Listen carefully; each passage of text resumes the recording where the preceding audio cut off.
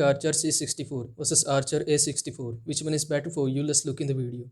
If you find this video helpful, so please consider subscribing and liking the video for more this type of content. And also watch the video till the end.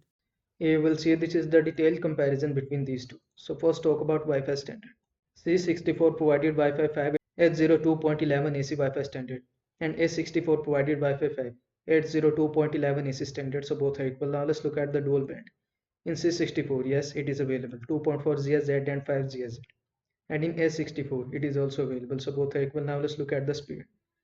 In C64, 1200 Mbps, 300 Mbps on 2.4 GHz, A67 Mbps on 5 GHz is available, and it is also available on A64, so both are equal. Now let's look at the processor. Single core processor is available on all two devices, so both are equal. Now let's look at the antennas. 4 external antennas is available on all two devices, so both are equal. Now let's look at the coverage. Ideal for small to medium size homes is available on all two devices, so both are equal. Now let's look at the beamforming. Yes, this feature is available on all two devices, so both are equal. Now let's look at the MU-MIMO.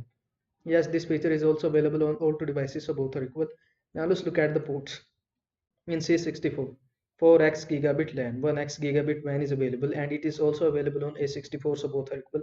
Now let's look at the quality of service. Yes, basic quality of service is available on all two devices, so both are equal. Now let's look at the price. The price of C64 is slightly lower. It is estimated around $50 to $55. And the price of A64 is slightly higher. It is around $55 to $60. So C64 is better. I hope this video was helpful to you. Make sure to like this video and subscribe to my channel for more this type of content. Thanks for watching.